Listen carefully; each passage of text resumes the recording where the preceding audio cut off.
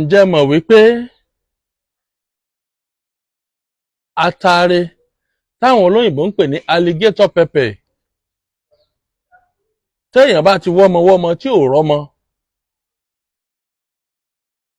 tí wọ́n ní àrùn kan ní ń dà á láàmú nínú tí ò jọ rọ́mọ bí, pẹ̀lú ògo Ọlọ́run tíyàn bá ń lo iṣẹ́ yìí, àánú Ọlọ́run á farahàn.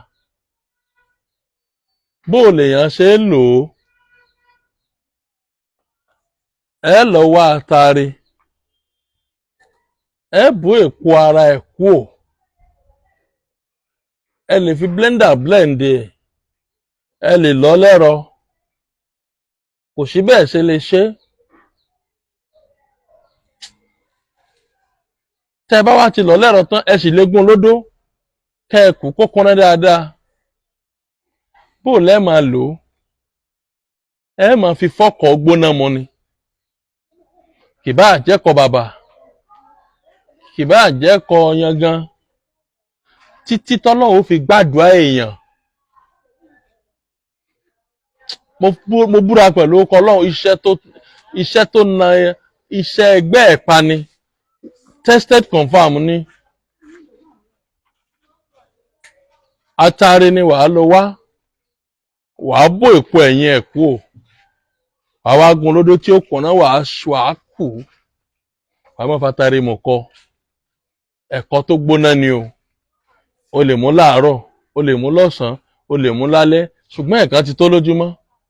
Pẹ̀lú àṣẹ Ọlọ́run gbà tó bá fi lò láàrin oṣù kan léra wọn sóṣù méjì, ó yẹ kí ọlẹ̀ ayọ̀ sọnù rẹ. Ọṣẹ Òrìṣàtọ́lá tí mo ṣe gbé jáde ní ọṣẹ jẹ́ rí tèmi ṣe, ọṣẹ jẹ́ rọ́nà lọ, ọṣẹ tí mo fi ní dí ọ lọ́wọ́ mọ́, ọṣẹ tí mo fi ní dààmú rẹ mọ́, ọṣẹ tó fi máa rówó ná, ọṣẹ tó fi máa rówó lò, ọṣẹ tí ayé rẹ ó fi máa nítumọ̀, tó jẹ́ pé gbogbo àwọn tí máa ń dààmú rẹ wọ́n máa fọwọ́ ara wọn ṣera wọn. Ọṣẹ òun nìyí, jẹ́ rí tèmi ṣe. Orúkọ tí mo fẹ́ máa pe ọṣẹ yìí ni Òrìṣàtọ́lá soap.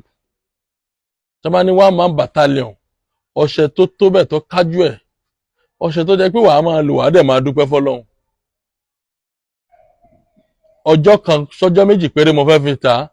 Fẹ́yìn tẹ́ láǹfààní láti wò mí ní YouTube, ní Facebook, ní Instagram, ní TikTok, Òrìṣàtọ́lá Ifágbéró Herbal Medicine Limited náà ni mò ń jẹ́. Nọ́mbà tẹ́ pè mí sí rèé.